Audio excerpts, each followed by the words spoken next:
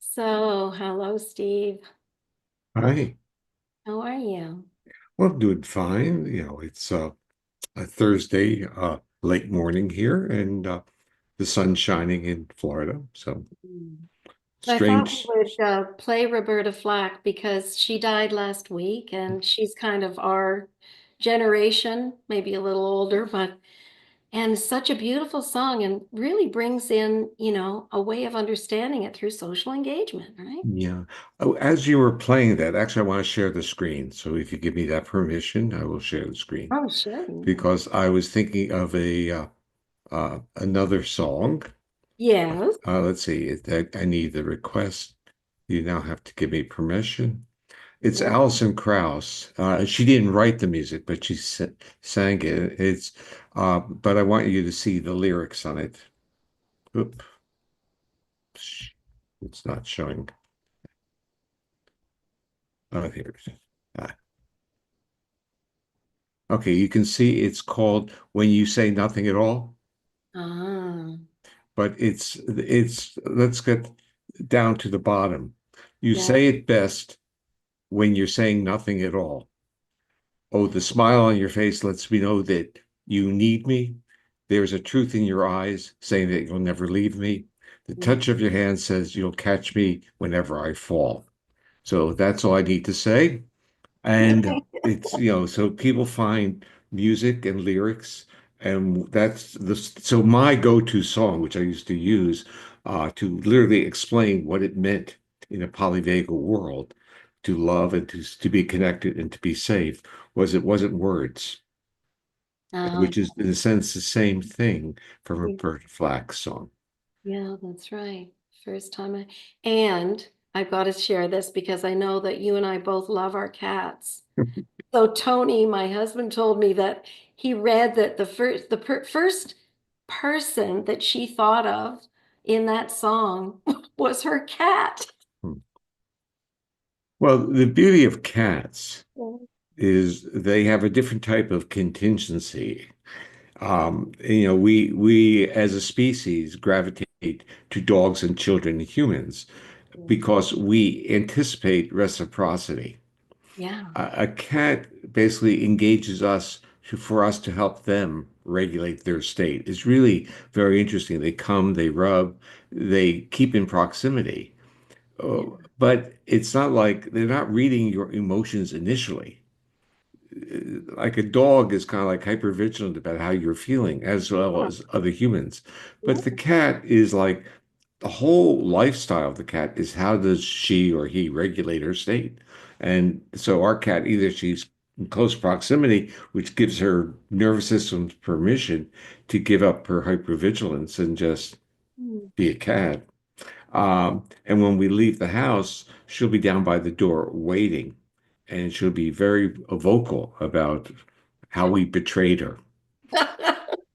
And then at 4:30 in the morning?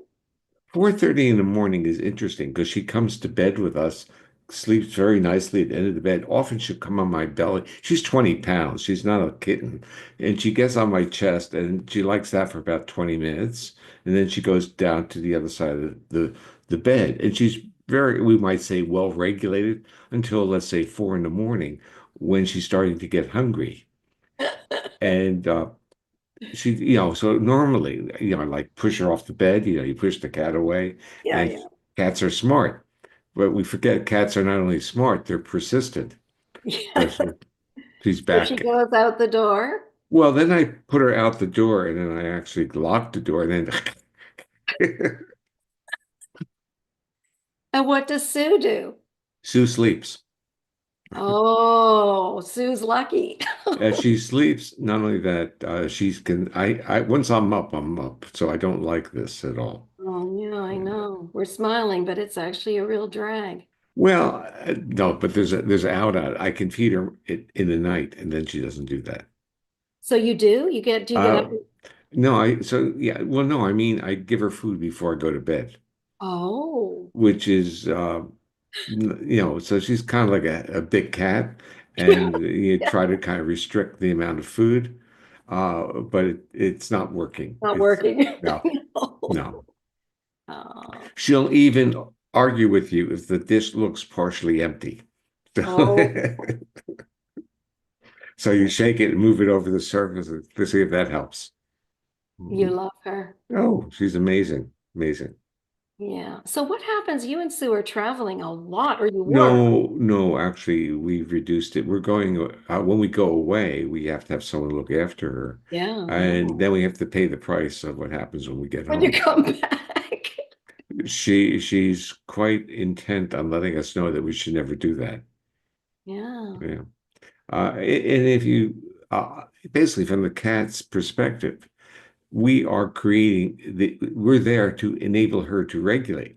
And if we're out of that space, her cat-like uh, innate behaviors, which are vigilance, are going to come back, and she can't go into this peaceful cat-like relaxed bit. So it's an interesting symbiotic Yeah. co-regulation. Yeah. And even though I had cats as a child, and even when my children were young, as the kids got to be about 8 or 9, we had dogs, and we had dogs during the last 30 years or so. Yeah. And the issue is a dog is like a child. You have to attend to, you have to be contingent with. Yes. Uh, Yeah. but I didn't really attend to the cat the way I'm attending to it now. And I'm watching the strategy that the cat is using to feel safe enough to give up all her hypervigilance and Yeah. her tactile sensitivities. I mean, she goes like this to Yeah. rub her belly. I mean, she's fearless. If she's annoyed, she'll let you know. But the issue is she's extraordinarily safe in our presence. Yeah. Isn't that a wonderful feeling? So what have taken, I basically now say we need to treat our children and our spouses and our others more like cats, meaning be more accepting and understanding that they are co-regulating, but on their terms. So, we're basically feel easily, I would say abused, but insulted. Offended. Yeah. Yeah. I Yeah. used to call it biological rudeness because of Yes. the Yeah. lack of engagement. Yeah. And now I see the engagement in a much broader, almost a bodily presence model. Yeah. Yeah. Exactly. Because I think people misinterpret cat's attachment and they're Yeah. offended, right? Yeah. They're very attached. And yeah, Very attached. yeah. I Different. mean, it's so attached that we have kind of like a little bit of guilt about traveling. Oh yeah, I know that one. I have two cats, so I'm Yeah. with you. I Yeah. get my one of my people to move in with my Yeah. cat when we Yeah. go Yeah. away. Mhm. Yeah. Oh. So I wanted to share with people because, I know we don't do these formal kind of introductions, but the thing that I think really stands out for me in terms of the wonder really of what you've contributed is this profound loyalty that you have to feeling safe in the body.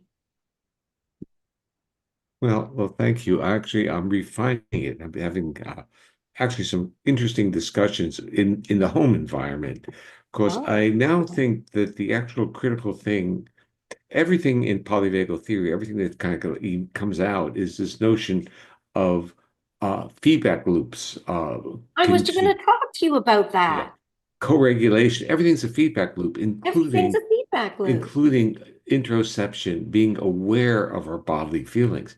So I think that the concept, like in trauma or addiction, it's all going to be about embodiment. But what do we mean by that? We mean that we're aware of our interoceptive patterns, and from that we learn more who we are. Yeah. And rather than being driven by the interoceptive feelings, like, oh, I've got to act that out, it's almost wonderment and say, where did this come from? It's like, why? It's like, yeah, I have this tingling or this anxiety feeling. Why? This is kind of like how I am now kind of structuring or managing my body in terms of how much sleep I think I need. And that comes back to the cat. If I'm awakened too early, it means that the rest of the day has a different trajectory and our body needs a lot of predictability. And part of these feedback loops are time-based digestion, Yes. sleep cycles. And when the rhythms are well formed, we Yeah. do real well. When we Yeah. disrupt them, everything is chaos. Yeah. So I'm really thinking that at the cornerstone of all therapy is this is as interoception, the awareness of one's own bodily reaction. And what do you do with that awareness? Yeah. And, thank you so much. You wrote the foreword to my new book. Thank you so much. Honestly, it just makes me cry. And you said in this foreword, you said that I had seamlessly brought together, Yeah, integrated felt sense interoception yeah, with neuroception. yeah, And it's a feedback loop. yeah. Yeah, and actually, as you mentioned earlier, I'm on with Michael in the afternoon, and Michael and I have been talking about, actually, we wrote a paper on this, of empathy and compassion. Empathy is much more like neuroception, but what do you do with that information? That's compassion. So I Yes. react to your pain, Yeah. but I take a moment, I stop, I evaluate it, and I realize my role is there to be supportive of you, Yeah. Yeah. to And be the present pause, to right? be That. present, to Yeah. take the time. And actually, this is a Viktor Frankl concept as well, the Mhm. space between the stimulus and the response. Mhm. I've been trying to kind of emphasize that. It's very interesting because so many people, in a sense, I would say they gravitate to being reactive because it gives them the energy to fight, to be Yeah. mobilized. And they misunderstand that that's not the state they need to be in. They need to be evaluate the signals and then solve the problems. Mhm. So here's, Gendlin talked about this a Yeah, lot. Pause, pausing into and connecting in with what's happening in the body first. yeah, yeah. Well, interestingly, so he came out of philosophy, Yeah, he's a philosopher and so and a these are ancient, I would say, historical, philosophical questions. They're really who are we, and in a way, where do we come from? And how do we optimize who we are? And he's using, in a sense, historical philosophical structures. And he then kind of merged into the world of psychologists. He didn't merge into the world of biologists. yeah, And but he is very biological. yeah. And that creates this kind of connect and disconnect within the psychological world, Mm. because within the psychological world, feelings were optional.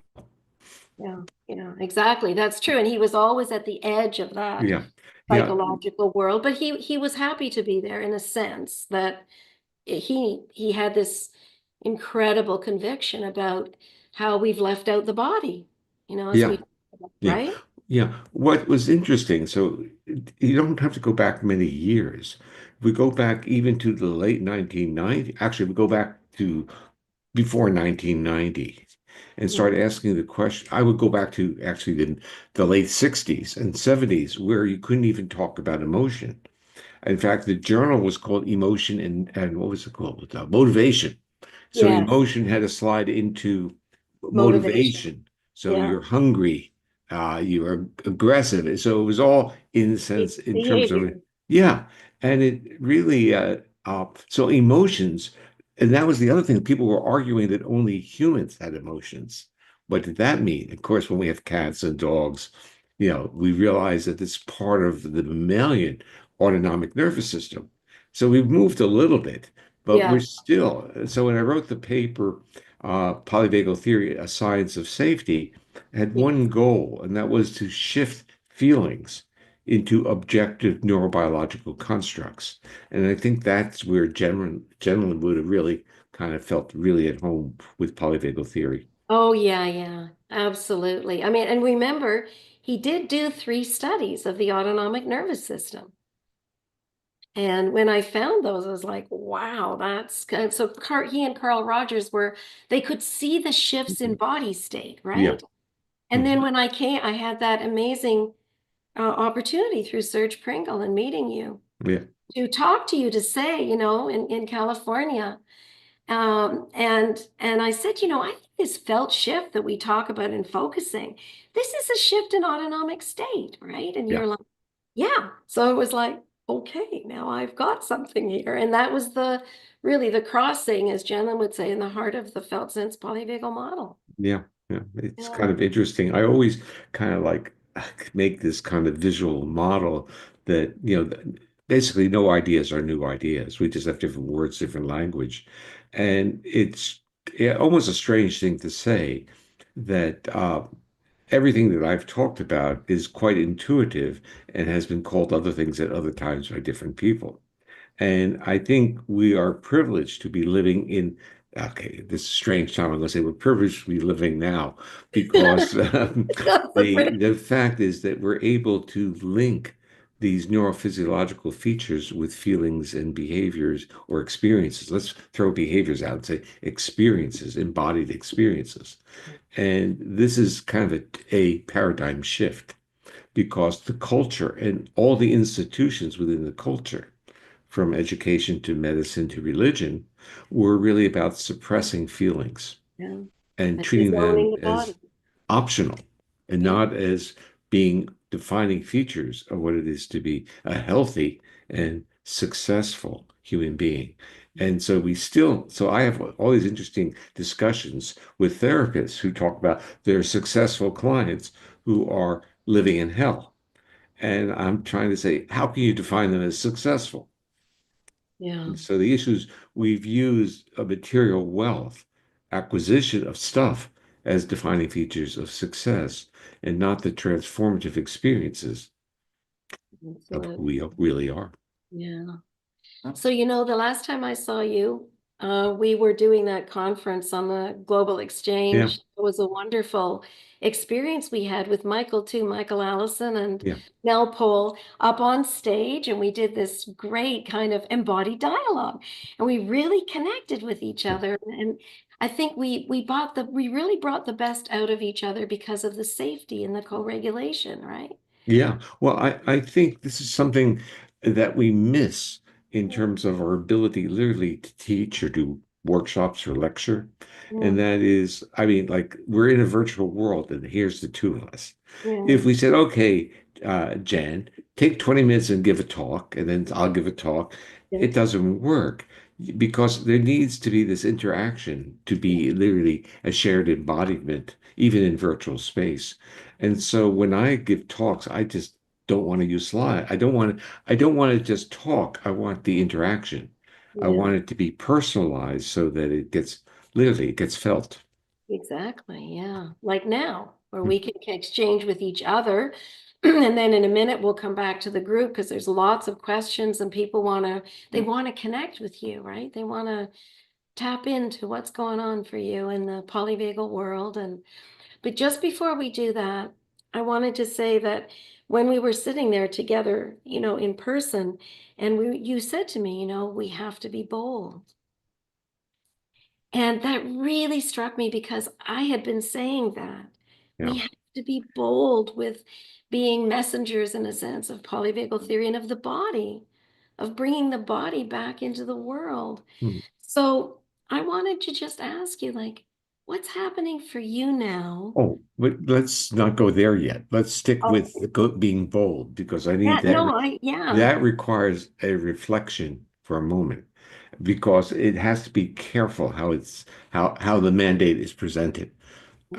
So I look at myself over time, and we're able, when you get older, you have a history, and you yeah, have, in this case, reams of papers and stuff written, yeah, and I have this kind of history, and the issue for me is when I look back is not about the productivity of the information, but mhm, where did I get the boldness to, in a sense, confront scientific paradigms. And actually, there are paradigm shifts embedded in polyvagal theory all along the line, starting from even the introduction of measuring heart rate variability, yeah, which was reacted to as if it was the variability was viewed as error in measurement because the community didn't understand that the heart had rhythmicities that were supporting homeostatic functions.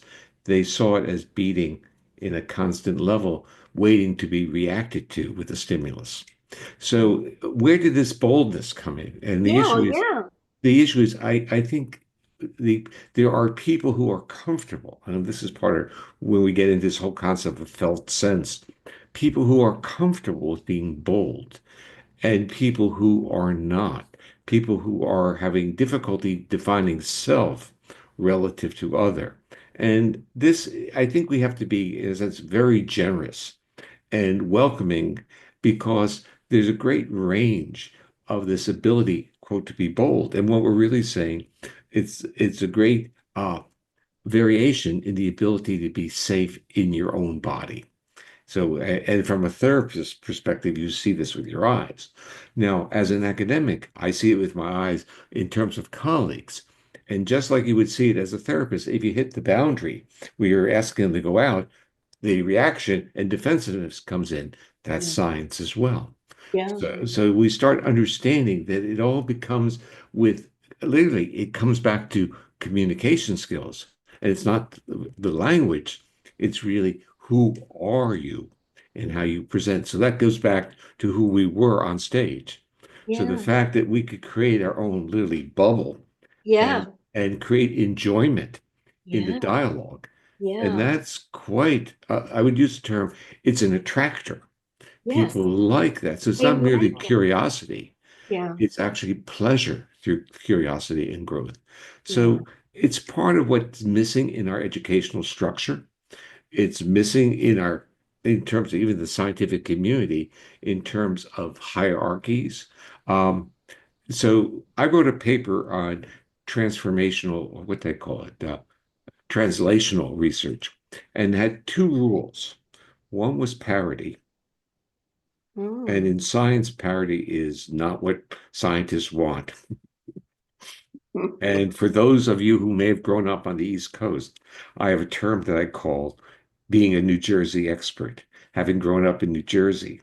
Oh, But what it means is that your goal in life is to not be questioned. Your goal in life is to be the expert, which means you pontificate. You yeah. give, it's not, so what I've learned over the decades, that that is a false god. It's a false thing to be Yeah. because you get nothing in return.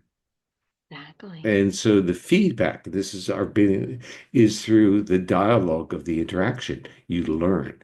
Yeah. So even though I was, grew up outside of Exit 9 on the New Jersey Turnpike, for those who Yeah. can relate to that culture, Yeah. um, I basically, it gave me a kind of a baseline of experience and a baseline of what I call limitating or limitations to what I felt was individual growth and transformation.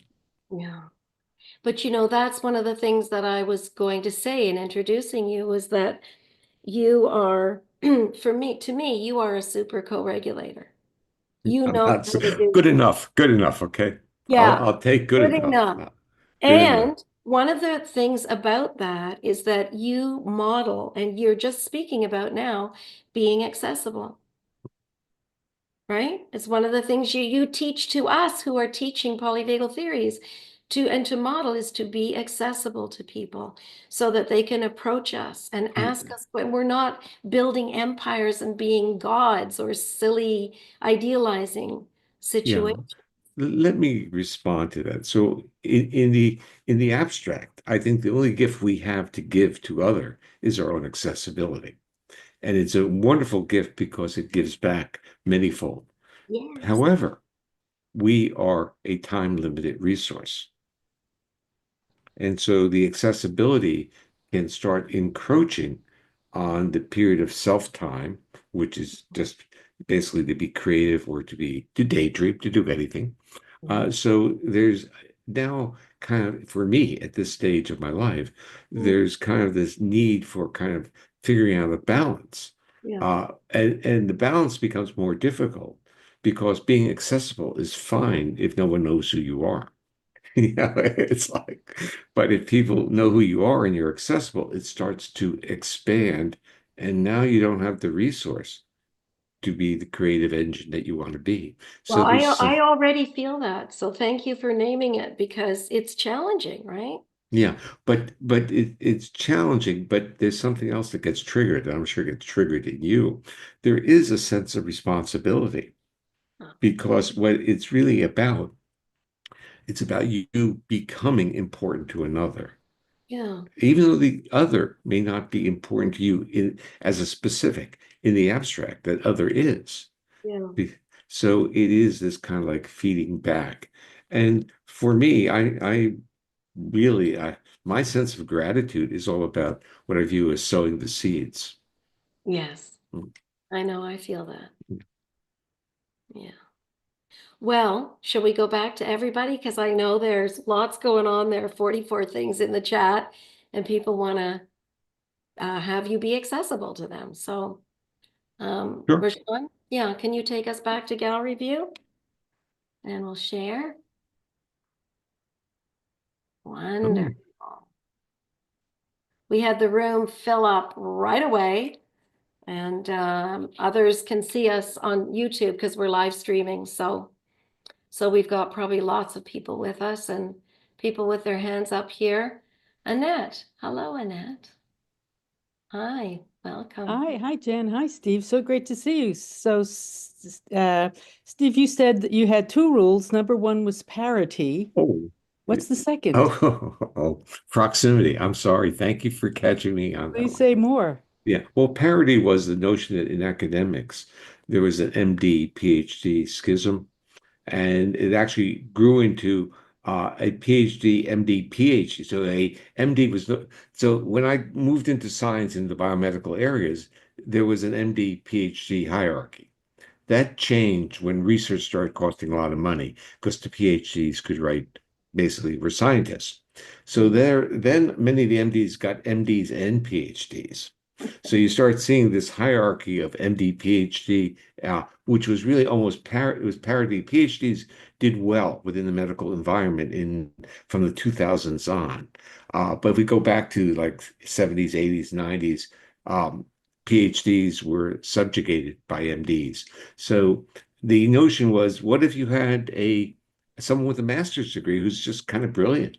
So I want a laboratory environment and where the label wasn't a degree. So I felt that parity was important because ideas and dialogue were how ideas grew, and proximity, which is kind of like blown out of the water post-pandemic, because this is proximal, what we're doing now.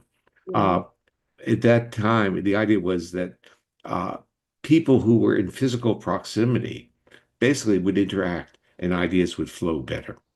So we actually have changed our model. I wrote the paper in about 2005 or 8, something like that. And I think the world is different as we have adjusted to this virtual reality. Mm, yeah. Lisa Feingold is my grad student, and she wrote the research proposal that we sent to you. Yeah, So we're doing these community practice groups based on my new book. Rashawn, can you put the link to that in the chat? And we'll be following the 20 embodied practices with people. And so we've been working on how to get some research going there, which is a little bit complicated. But Lisa had a question for you sure. about the ACEs study, I think. Yes. So I was wondering if you had a recommendation for a measure of early life trauma other than adverse childhood experiences. I guess I'm looking for something that maybe has a wider reach and like maybe captures more subtle forms of trauma, like emotional neglect, a critical parent, that kind of thing. Yes, the Frontiers papers that I have written with Yasik and with Lourdes Dale, who's a faculty member at the University of Florida, Jacksonville Department of Psychiatry. They developed a scale. They call it ATES. I can't. Maybe it's abuse, trauma, something in there. But basically, the scale is broader, but it also not merely assesses events; it assesses impact, which is the real. So within a polyvagal perspective, ACEs is important, but it's events. And polyvagal theory is really about the response to the event.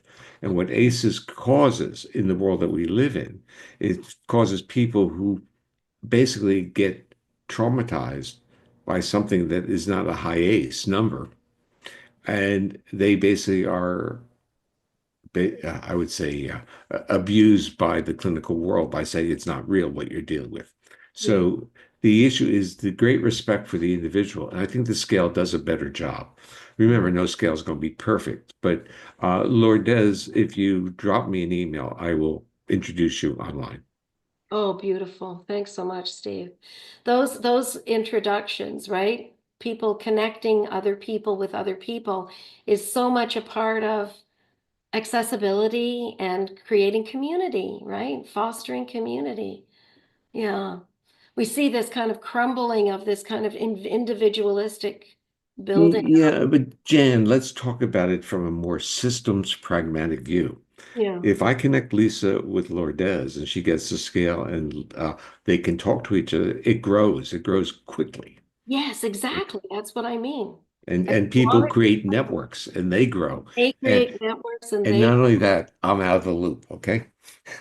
yeah. But one of the things that I said to you when I told you, I thanked you for it because I said, when you acknowledged my work, you changed my life. And do you remember what you said to me? Well, you said, well, Jan, it's a feedback loop. And you Um, change my life, we all change each other. And so there is this way in which it grows like this, and yeah, this is how you build community. yeah. But I also then joked with you and said, well, you're not narcissistic. So, Or I'm so narcissistic, one or the oh, no, other. come on. Yeah. Okay, But Jane. yeah, Oh, did you no, want to no, go ahead. you want to talk more about your narcissism? No, That would I'll be a let good you. I'll let YouTube you. video. No, you are. No, I don't believe that at all.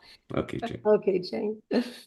It's so wonderful to be with you. I remember meeting you in London so many years ago and how kind you were. And I've never forgotten it, despite being bombarded by so many people. So I just wanted to ask, in the work that I do with my clients, with their permission, obviously, install in their subconscious minds collaboratively, the ability to shift their autonomic nervous systems in and out of states. And that's mine doing it. Every time it hears autonomic nervous system, it shifts. And I wondered if you'd ever come across that before, or you've ever had anybody talk about it or experience it in that way. So bringing together childhood trauma, polyvagal theory, which completely transformed my life, and the subconscious mind, and using them in that way. So Jane, I would say yes, but I would also say we can use different words. So rather than invoking the subconscious mind, which is basically we are doing things in background all the time, I use the term neuroception. And so what happens is that our nervous system gets triggered, and that's automatic, subconscious, or without awareness. But the feeling is interoceptive, and we're aware of that. And so that becomes the process that really what we grab onto. And so we start, in a sense, doing exercises. And I think that's really what you're describing. I call them neural exercises of moving into these states, becoming aware of it, but being in a safe co-regulatory one, and then moving back into a calm state and basically building resource. And I think that's what therapy does. It's actually different to that. I followed Oh, all the it's literally something you can. It's a bit like microchipping your cat or your dog, oh, and it's you use a technique. I didn't create the technique called quantum energy coaching, and you can implant it in the subconscious. And then every time I say to myself, my ANS is in balance, it will rejig itself. Um, I didn't know if you'd. I mean, I know no, I'm a bit it's a weird. different. No, it's not weird. It's different language. No, I am Uh, weird. no, well, No, I'm happy. self-disclosure time. Okay, we're all weird. We're But all weird. yeah, but the way I see it is that we have, in a sense, programs, and what you're really doing is establishing a program. Mm. And what does that mean from my perspective? It's in a sense it's a series of response patterns.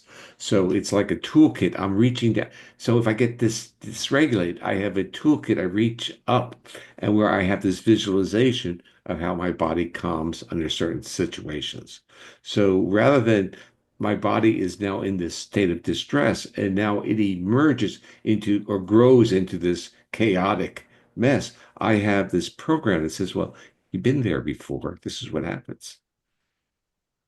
And Yeah. whatever you call it, a microchip or overlearned behavior or a fixed action pattern is what the ethologists used to call it, that you're triggering it through a memory. You're triggering it, you're pulling it down. There's different language, but it's not weird. Let me just first by saying it's not weird.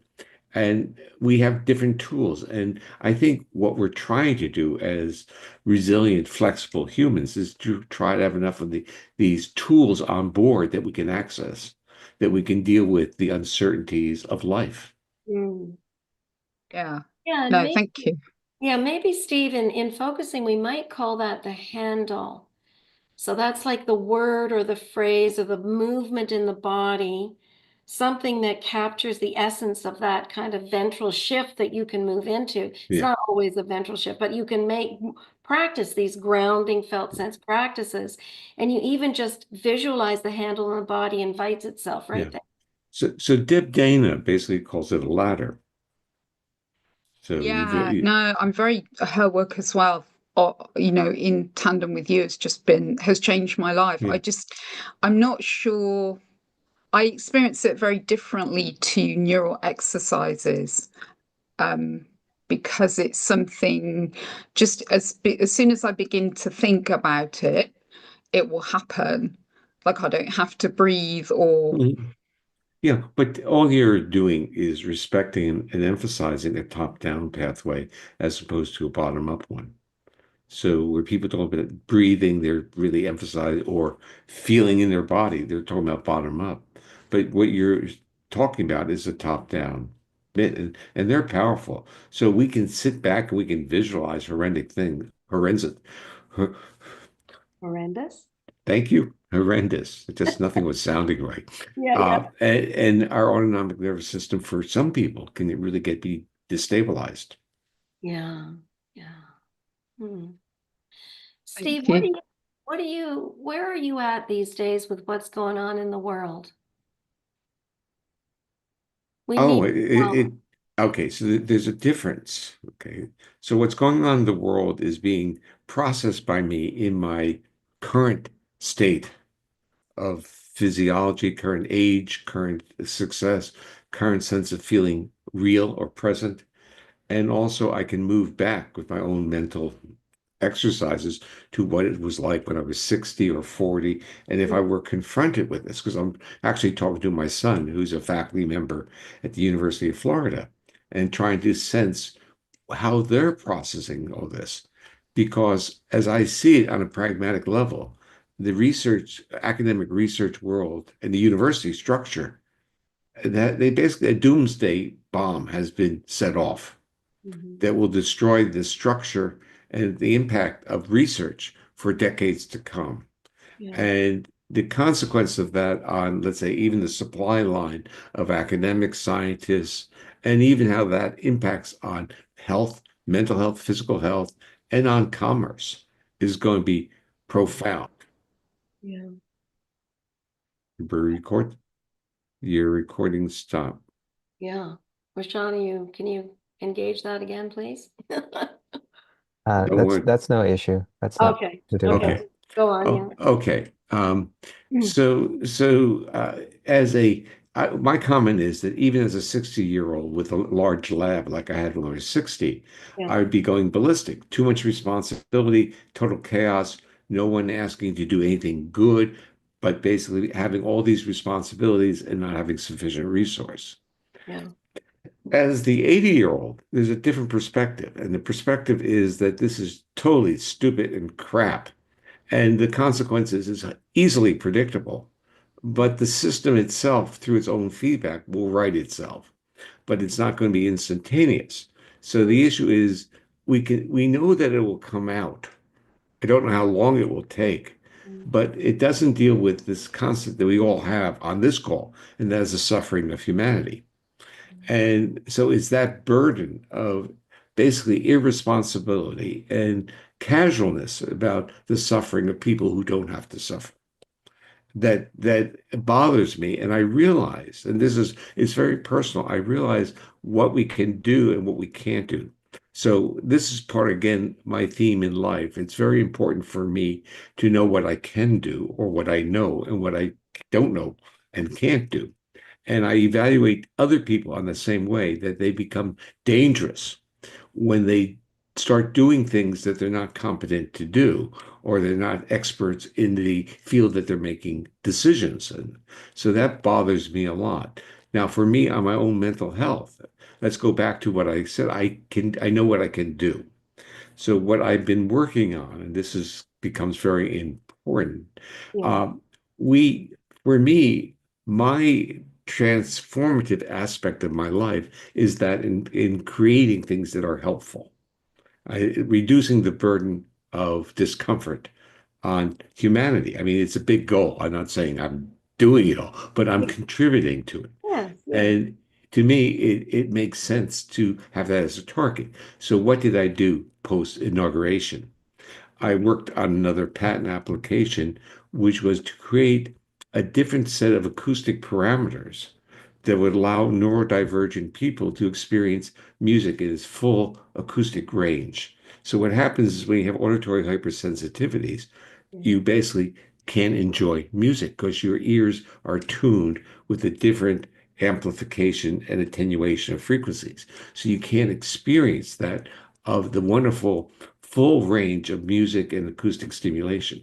So I designed a methodology that can take basically, like we could say, a loud rock concert where people are enjoying it, and through a series of filters and algorithms, make it enjoyable for someone who has auditory hypersensitivities. So, Wow. including the elderly people have that as well. So Mm. for me, it was, could I do something that could be helpful to people? And that got me focused for 3 weeks or more, working in my mind full time creatively on that. And that got me through this transition. But when I did that, I also realized that not everyone has that access, that opportunity to do that. And but they are some of the people. Like I was on basically it was a meeting of my former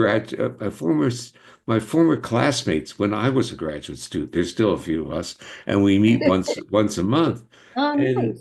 they're talking about protests, sending letters to things, and or in a sense doing therapy, being helpful. Uh, that's not what I do.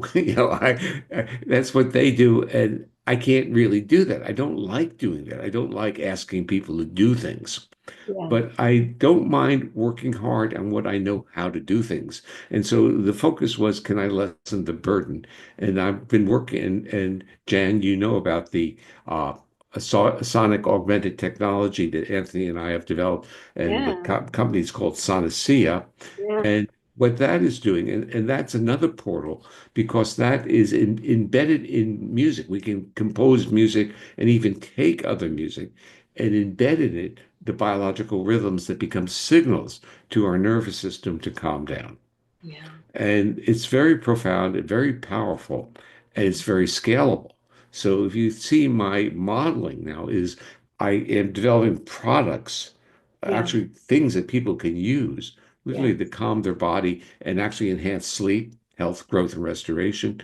That's with Anthony. And then I started developing this new stuff to kind of enable the acoustic range to be more enjoyable for everyone.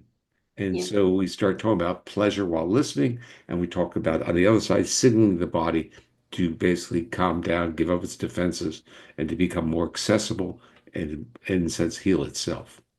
So Yeah. that's what I'm doing. I'm saying, listen, there are things I can do and things I can't do. Yeah. And I feel extremely fortunate Yeah. to be able to have a portal to express my own sense of creativity that I hope will be helpful to others. Yeah, boy, that's how I feel. And it's an incredibly privileged place to be. And all of us can find something in there if we feel safe enough in our bodies, if we Yeah. feel connected enough in community to be able to be of service to each other, to the world. Yeah. Well, let's flip that a little bit, Jan, and that Yeah. is, when do people not feel that? Let's Mhm. talk about what are the features, because that's what you're seeing on a therapeutic level. Yeah, addiction. Right, but it's the fear of being who they are. It's the fear of being accessible.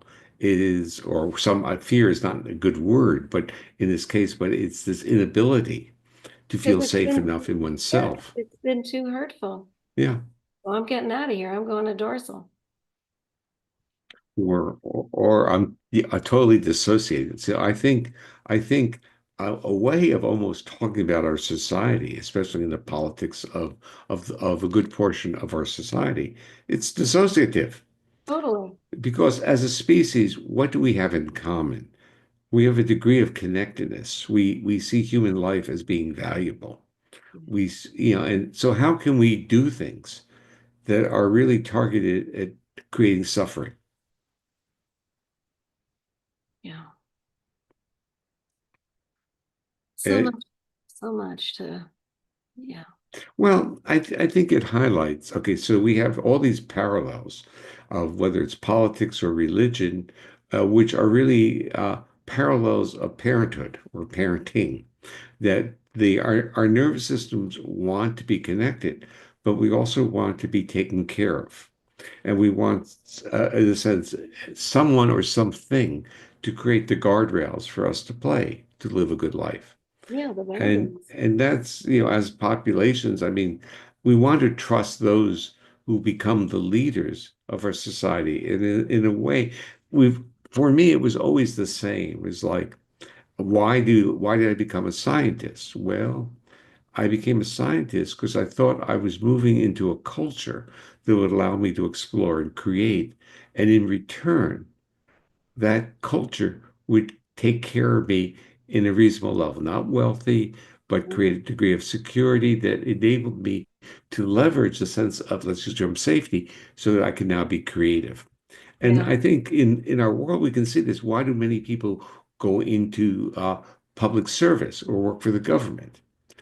Not because they're going to be paid real well, not to become wealthy, but a sense of service as part of their concept of what they think is a human, being a human. And this is kind of like my journey. I felt that was my contribution. I was going to be a scientist. I was going to discover things that would lessen the burden on humanity. Yeah. Beautiful. Neil. Hello, Neil. How are you? Neil Hi, always comes to Embodied Dialogues. Wonderful to see you again.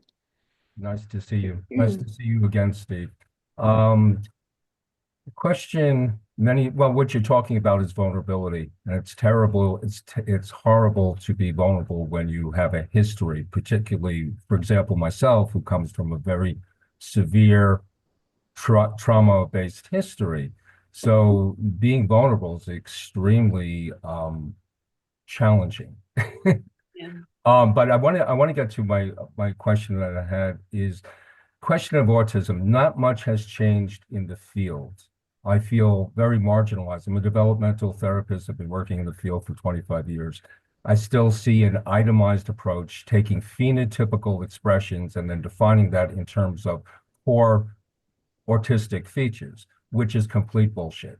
Because what I see is that, and I came across your writings, and I saw the same type of thinking that I've seen in my work before, is that when so-called sensory processing challenges are reduced and there's a cultivation, an underlying cultivation of felt safety, of deepening reciprocal attachment and attunement, we see auditory hypersensitivities reduce, we see the visual facial, the tactile gestural, all diminish. We're I should say, all return to a dynamic homeostasis. Yeah. There are neurodiversity, there's neurodiversity, but within that, what we're talking about, I guess my point is not targeting the sensory as much as targeting what's exacerbating the sensory. Yeah. So Neil, if you ever want to get me triggered, you've just done it. And there's a reason. I entered the world of autism and autism research, I would say, my first use of basically late 70s through the 80s, through the 90s. It's not a welcoming place to do research or to change things.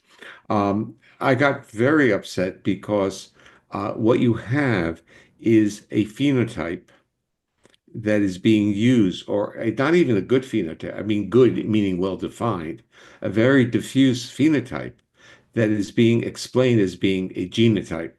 And all the money and research went to genes, or most of it, and not to how do you help the behaviors, calming the behaviors of those who have these atypical symptoms. The part that you're bringing up is so important because if we removed or were able to deal with the hypersensitivities of the population that has received that diagnosis, the quality of life of that individual and their family changes greatly. And yet the emphasis on that has never been there. And that really got me upset because when I started to develop the Safe and Sound protocol, which was in the 90s, and was really documenting massive changes in hours because the physiological state changed and the hypersensitivity disappeared, I thought autism was basically a total artifact. I don't mean autistic thought. I mean all these sensory and these behavioral anomalies that come from being locked into a state of chronic defense. But it was not welcomed within that community. So meaning that it was people either let's just say it wasn't welcome. So then I decided that I would parse out the hypersensitivities and I would not be working on autism. I'd be working on hypersensitivities. And so when the Safe and Sound protocol became distributed as a commercial product, it was targeted at basically auditory hypersensitivities. But you don't just get auditory hypersensitivities.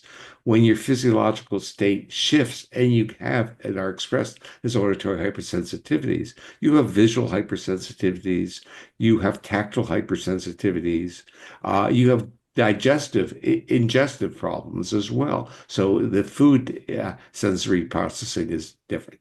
Anyway, I think it's a difficult area to be in. And I think a lot of psychiatric diagnoses have caused this shift from a phenotype into a genotype, and in a sense, making it, in a sense, in their mind, a real disease. And if they figure out the genotype, they can create a drug that will solve the problem. The problem is really at the basis of the theoretical thinking. The notion of autism being a disease or pathologizing it doesn't have any real background. It comes from an area called nosology. And this is really the whole history of medicine and diagnosis, that you collect a set of symptoms, and those symptoms will cluster together and they become a definition of a disease. And then that disease has a pathophysiology. But we know that even falls apart in gastroenterology. So people have symptom clusters, yet only about 50% who go in to a gastroenterologist have a pathophysiology. And then you go from pathophysiology to a gene, and that's totally loose as well. So the whole notion that the academic scientific research world in autism banked its buck, put its money into molecular genetics, is one of the most outrageous, uninformed strategies that I could make. And it's not like genetics isn't important. It's just not going to be helpful in the short, and now we know the long term. And what they're still saying is we haven't figured out the collection of genes. The genes may provide a model of vulnerability, but they'll never provide the model of the disease. And that pattern of vulnerability may come back to the autonomic nervous system and bodies being easily shifted into states of chronic defense. That's why Walter Hess was never respected beyond a Nobel Prize, beyond the Nobel Prize. No, that's right. Yeah, but This to is me, true for addiction too, Steve, right? And lots of things, ADHD, lots of things. Yeah, well, there's also this issue of the pharmaceutical companies, which is in the background there. And if we go back to the late 60s, early 70s, pharmaceutical companies actually were good places for biobehavioral research. Yeah. Then they closed their labs and then became a funnel for, let's use the term, manipulating NIH funding and research. They Yeah. became the portal. And they became the portal for psychiatry. They became a biological basis that was contrasted with psychotherapy. So Yeah. there was something called Psychiatry was losing its bottom line to social workers, so it was a beautiful collaboration between psychiatry and and Neil, but they called it was biological psychiatry Yeah. Yeah. because it was pharmaceutical. Now, Yeah. as a faculty member, I still hold these appointments, but as a faculty member, when I was active in a department of psychiatry, I was just totally amazed at what they were teaching the residents and the interns in terms of you find the diagnosis and then you find the drug. right. And Yep. it's not even about the mechanisms through which the drugs work, because those are hypothetical as well. I wrote a paper, and actually I'll share it with Jan, and you can distribute too. It's actually a chapter in the Polyvagal Perspectives book, but it was written. It's an online article for Spectrum, which is on autism, but it's about saying, Hmm. the research community failed the families. That's all I'm going to say. They Mm. failed the families, and because they didn't, in their mind, they're not reducing the burden of the problems that the families are dealing with. They think they reduce the burden. You know how they deal with it? Well, they try to deal with, quote, the anxiety of the autistic kid. So they give them drugs for anxiety. Traumatizing the family in the process. Well, if we go back, and this goes back to my earlier days from the mid 80s to the mid 90s or so, realizing that with families with autism, how basically how they wanted, really just wanted to see, they wanted the diagnosis because they believed that the diagnosis would lead to a cure. Yeah, of course. Well, we're coming to an end, and I know people still have questions, but I want to respect our time and your time, Steve, because I know you're a busy guy. And Yes. thank you so very much, really, for being with us and being so accessible and so warm and wonderful. And I'm giving you a big hug because we love you.